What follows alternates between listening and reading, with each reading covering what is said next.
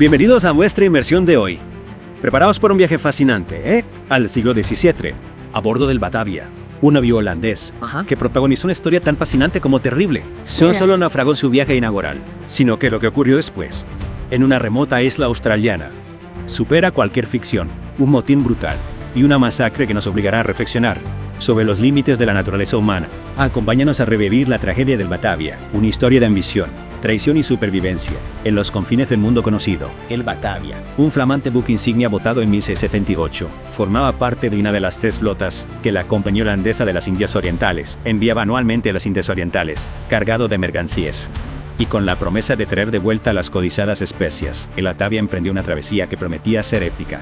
Desde luego, y lo fue, pero no por las razones que sus tripulantes esperaban. Navegando por la llamada Ruta de Brouwer, que bordeaba el temido Cabo de Buena Esperanza, el Batavia se adentró en aguas inexploradas, en una época en la que la navegación era una ciencia imprecisa y la cartografía aún estaba en pañales. No contaban con una forma fiable de medir la longitud, lo que convertía cada singladura en un salto al vacío. Es increíble imaginar la valentía, o tal vez la inconsciencia, de aquellos marinos, enfrentándose a lo desconocido con herramientas tan rudimentarias, pero el Batavia no solo llevaba consigo mercancías y especias, también transportaba las semillas de su propia destrucción.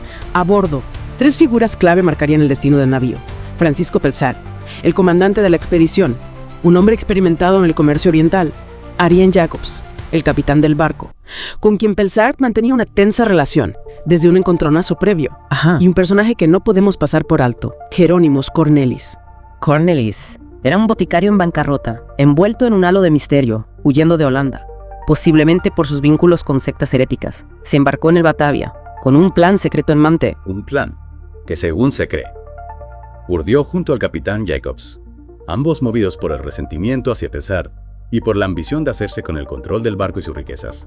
Incluso se habla de un incidente con una joven pasajera, Lucretia Jans, que pudo haber sido orquestado para desacreditar a Pelsart. Una trama digna de una novela de aventuras, que sin embargo se vio truncada por un acontecimiento que cambiaría el curso de la historia, el naufragio del Batavia.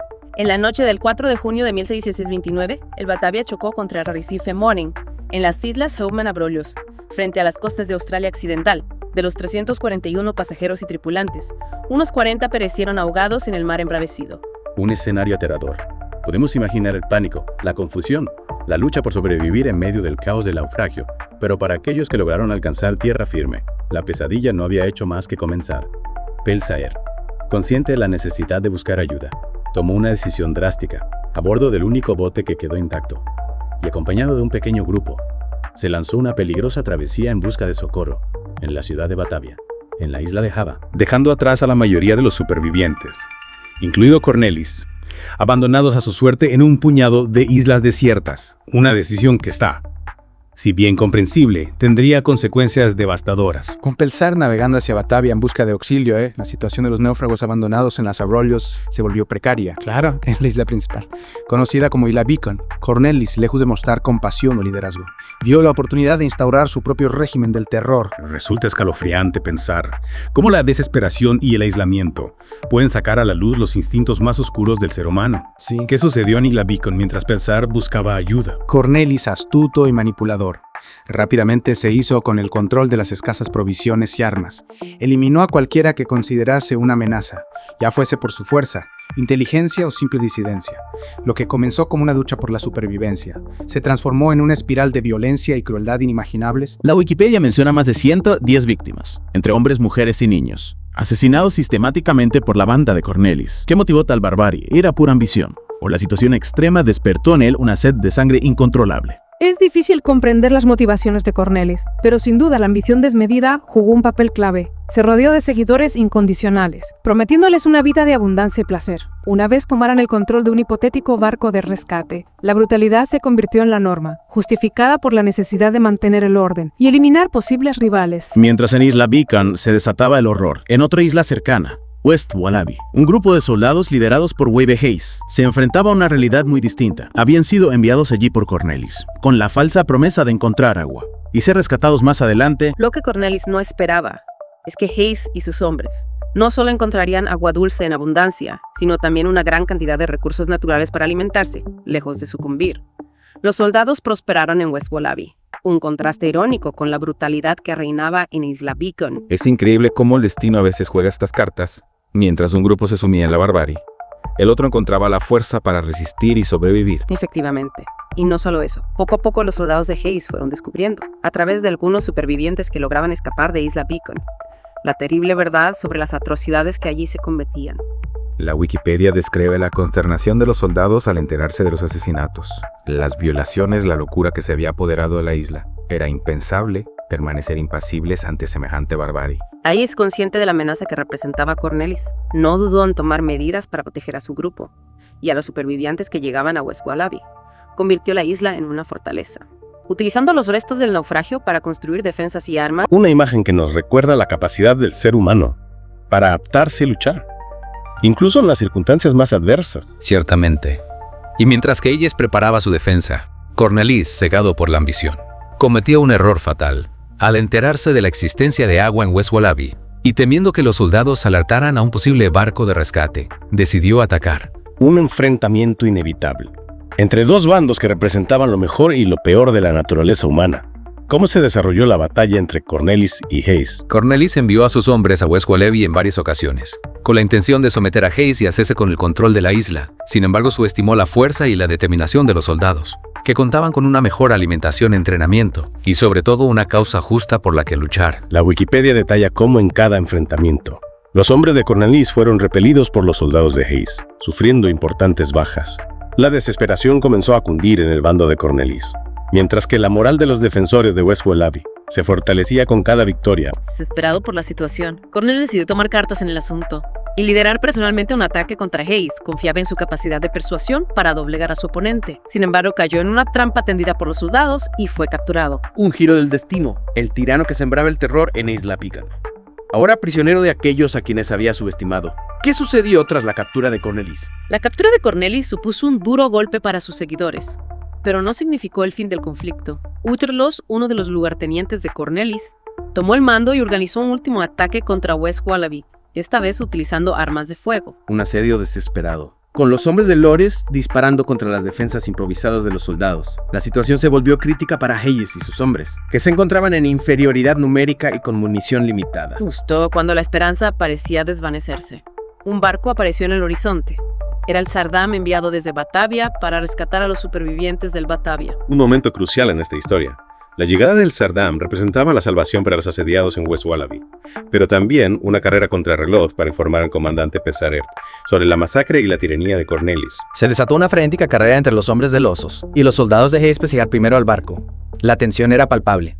¿Lograría Hayes informar a Pesaert a tiempo y poner fin al reinado de terror de Cornelis? Tendrás que esperar la siguiente parte de nuestra inversión para descubrirlo.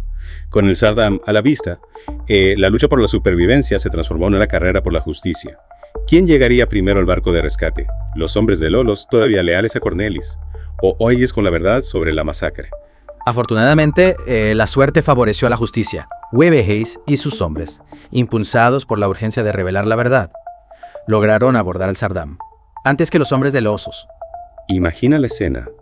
Pesaert, después de meses de incertidumbre y angustia por el destino de los náufragos, se encuentra cara a cara con Hayes, quien le relata con detalle la barbarie que Cornelis había desatado en Isla Beacon. La indignación de Pesaert al conocer la magnitud de la tragedia debió ser inmensa. No solo había perdido su barco, sino que aquellos a quienes había dejado atrás habían sido víctimas de una crueldad inimaginable. Con la verdad al descubierto, Pesaert tomó una decisión que en aquella época era inusual, pero comprensible: impartir justicia de manera inmediata. En las mismas islas, a brollos. Era una decisión pragmática. El Sardam, con recursos limitados y ya cargado con los supervivientes rescatados, no estaba en condiciones de transportar a tantos prisioneros de vuelta a Batavia. Además, la gravedad de los crímenes exigía una respuesta rápida y ejemplar.